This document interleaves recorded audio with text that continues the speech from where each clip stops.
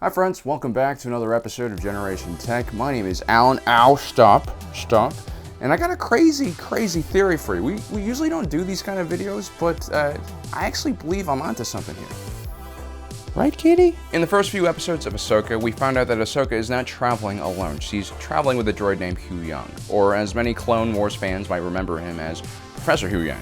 Now, when I first saw Huyang in the Ahsoka series trailers, I didn't really think much of it. Too many different things were going on, really. I simply assumed, hey, he survived Order 66, neat. But then when I saw Huyang interact more with Ahsoka as kind of her companion droid, I started realizing that maybe Dave Filoni actually has a much larger plan, something that involves Ahsoka and Huyang, something that involves reigniting interest in Star Wars amongst all of the fandom, and that has a lot to do with restarting the Jedi Order. Because we all know, despite how much I criticize and hate on them, without the Jedi, there really is no Star Wars. Love the sequels or hate them, the end result of that trilogy is Luke and Leia are gone, the new Jedi Order is kaput, and Rey is now living as a hermit in the desert like Obi-Wan Kenobi 2.0. So how does Filoni do this? Well, notice how Ahsoka is not in the sequel trilogy at all. Some people might assume that Ahsoka is dead, but actually I don't think that's the case at all. We actually will do an entire video next about this. So guys, don't forget to subscribe, hit that notification button down there if you haven't already so you don't miss out on that video. But yeah, the whole point is Ahsoka has not died. She's still alive by the time the sequel trilogy happens, so where is she? This all starts with Ahsoka being abandoned by the Jedi Order in the Clone Wars series during the Jedi Temple bombing all those years ago. It's very clear from the beginning that someone like Ahsoka Tano would not carry out a terrorist attack against the Jedi Order. It just wasn't something in her personality, but everyone within the Order, aside from Anakin, gave up on her. What makes things even worse is that her good friend Barriss Offee was behind the attack and actually framed her. We find out later in the Ahsoka novel that this more than anything shook her belief in the Jedi Order. Sure, the High Council voting to kick her out of the Order so that Tarkin can put her through a military tribunal also plays a big part, but anyway, that's why she didn't want to return to the Jedi Order. She doesn't want anything to do with them anymore. So Ahsoka no longer identifies as a Jedi, and that's important, but it doesn't mean that she no longer is light side oriented. I mean, when she goes into hiding, she actually uses the name Ashla. For all of you really deep lore fans, you know that Ashla is the name for the ancient light side goddess. It's also the name of the light side infused moon over Tython, the legendary birthplace of the ancient Jedi, who are the precursors to the modern Jedi Order. There's also that incident where the light side force god known as the Daughter basically infused her life energy into her, but again, we'll talk more about that in the next video.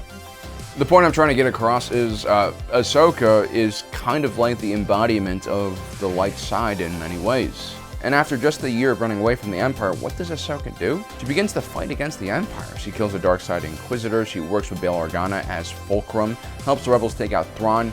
She is doing everything a Jedi should be doing, if not more. She just rejects the Jedi Order, that's the only difference. And if you follow this channel, you know that we've made tons of videos criticizing the Jedi. We have classics like, she represents everything wrong with the Jedi Order. It's Luminara, she's what's wrong. Or why the Jedi were screwed, even without Order 66. Or 5 genocides the Jedi Order took part in. It's mostly genocide with a lowercase g, but as a moral authority, I mean, the Jedi shouldn't be doing any genocides.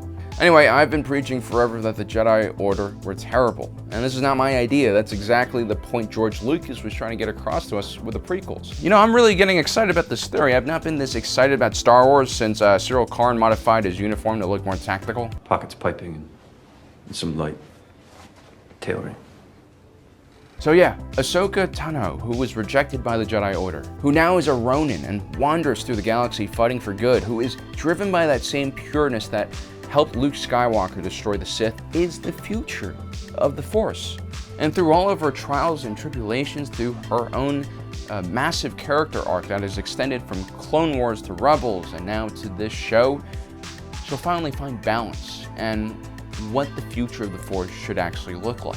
Now I understand why the sequel trilogy intentionally killed off Luke and the Jedi Order. I mean, they even bring in Ghost Yoda to basically put an end to everything by setting all those ancient texts on fire. Maybe Disney wasn't just trying to kill the past, they were also trying to clear the way for Dave Filoni's plan? We don't know. But this is the same Dave Filoni who's been mentored by George Lucas so closely and is probably the individual who understands Lucas's vision the most. And his most important work, the show he made with Lucas, The Clone Wars, not only highlighted just how messed up and misguided the Jedi were, but also introduced Ahsoka to us in the first place. If anything, she's one of the main characters in that entire series, and she would be the Obi-Wan Kenobi-like figure in Rebels. And now with the Ahsoka series appearing, it's time for her to complete her character arc and fall into the role of teacher. So how does Ahsoka create this new Jedi Order, and no one in the sequel trilogy knows about it? Well, it's not that this is like a divergent timeline or anything like that. Instead, what we're talking about is Divergent Galaxies. You see, the main storyline in the Ahsoka series is that she must chase down Thrawn, who, surprise, is not in the unknown region but trapped in another separate galaxy, which apparently only space whales can access. Remember, in Star Wars, the galaxy is surrounded by a gigantic hyperspace barrier, which is full of gravitational anomalies. This prevents people from leaving the Star Wars galaxy and also coming back in. Now, clearly, Ahsoka Tano and crew will be able to figure out a way around this, perhaps with some Night Sister magic, maybe. But what this does is it gives Star Wars an entire new map, an entire new playground to fill with its own stories. Who knows, maybe even the Force will work a bit differently in this new territory. And this is why Ahsoka has Professor Huyang by her side. What makes this droid so important? Well, he's ancient. He was built in 2520 BBY, which dates back all the way to the ancient Jedi Order and the founding of the Republic. And even in the limited dialogue we see of him, it's very clear he knows a lot about the Jedi and how they operate. I am just following standard Jedi mission protocol. Huyang, the Order doesn't exist anymore. Nonetheless, I have my programming. Huyang has all the knowledge, he has all the records, he knows about the history of the Jedi Order better than anyone alive. I mean, forget about all those records and ancient texts Luke is looking after. Professor Huyang is what he needed. All of Huyang's lines here remind us that he is the key to the past. Hello, Huyang? Still in one piece? Oh yes, and still 75% original parts. It was Professor Huyang who used to bring all the Jedi younglings to the gathering on Ilum and help them build their first lightsaber. He's probably met every Jedi who's ever passed through the great halls of the Jedi Temple on Coruscant. I've known many Padawans over the centuries, and I can safely say your aptitude for the Force would fall short of them all.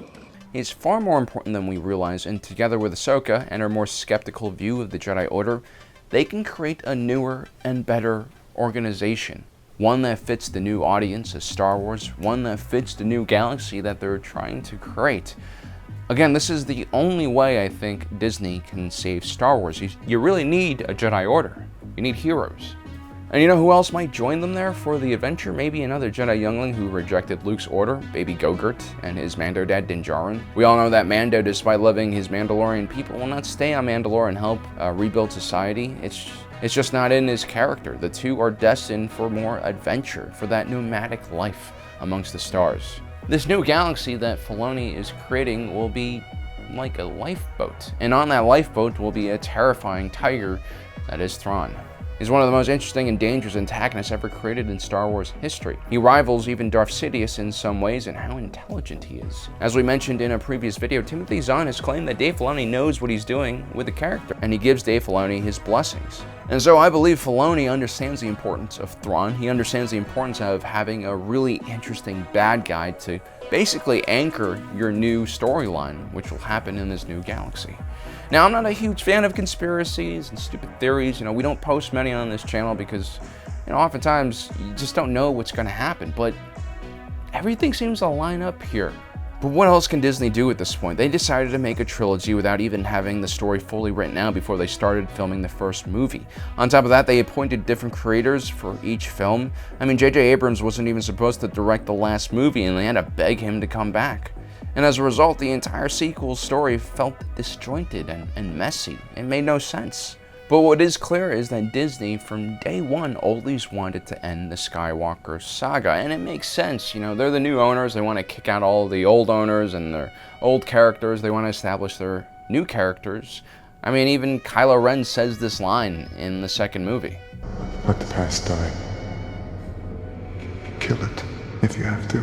It's also very clear because they planned on killing off all of the original characters, one in each movie. First Han goes, then Luke, and I think Leia was actually supposed to survive.